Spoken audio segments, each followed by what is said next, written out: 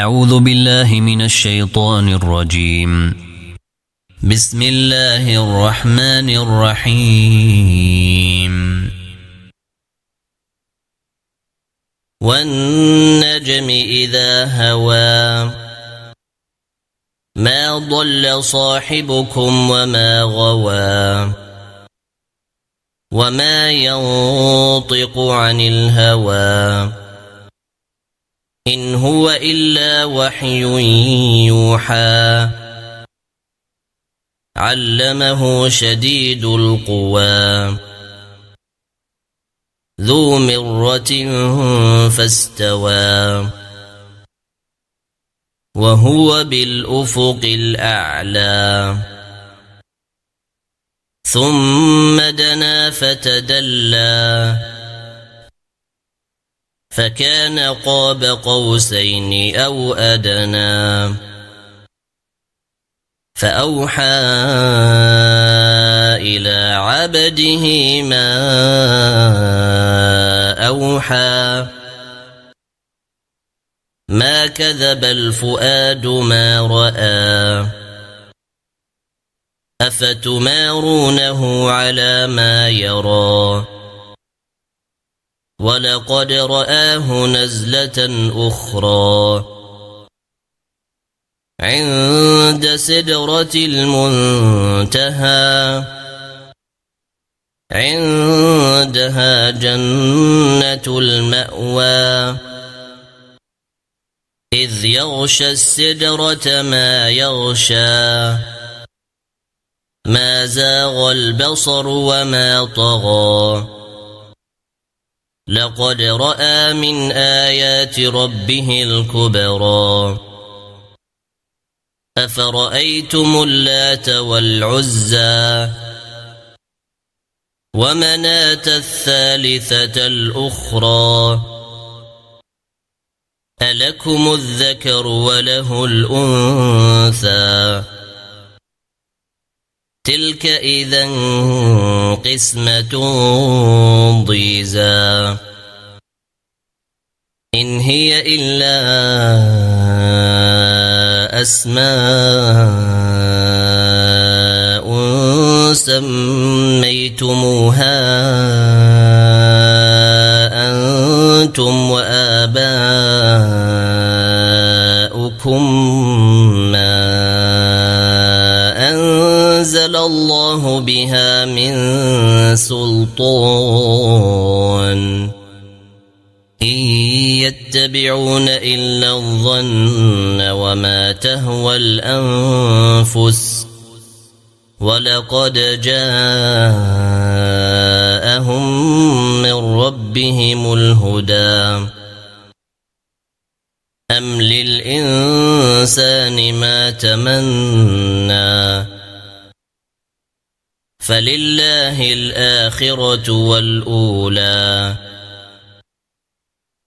وكم من ملك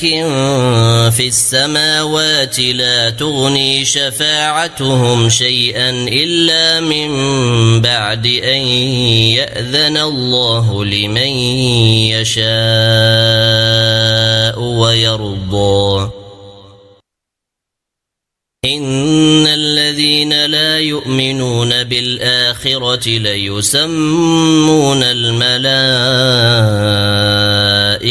تسمية الأنثى وما لهم به من علم إن يتبعون إلا الظن وإن الظن لا يغني من الحق شيئا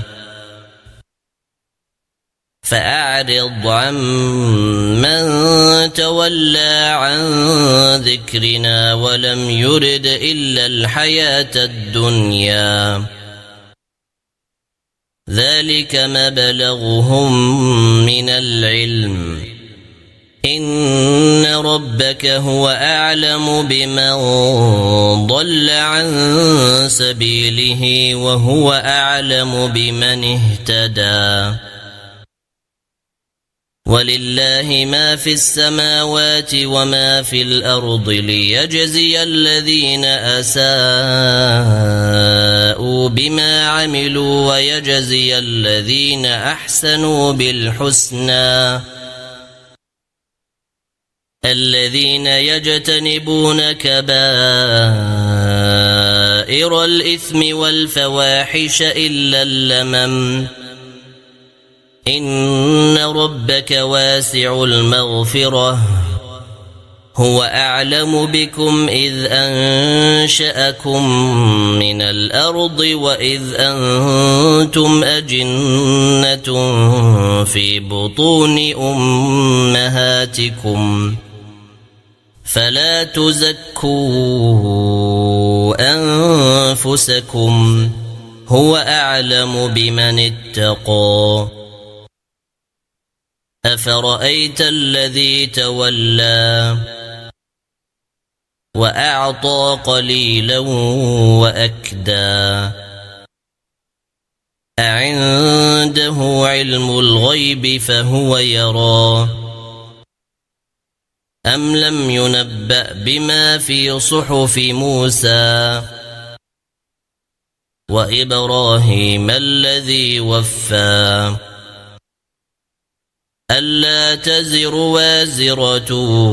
وزر أخرى وأن ليس للإنسان إلا ما سعى وأن سعيه سوف يرى ثم يجزاه الجزاء الأوفى وأن إلى ربك المنتهى وأنه هو أضحك وأبكى وأنه هو أمات وأحيا وأنه خلق الزوجين الذكر والأنثى من نطفة إذا تمنى وأن عليه النشأة الأخرى وأنه هو أغنى وأقنى وأنه هو رب الشعرى وأنه أهلك عادا الأولى وثمود فما أبقى وقوم نوح من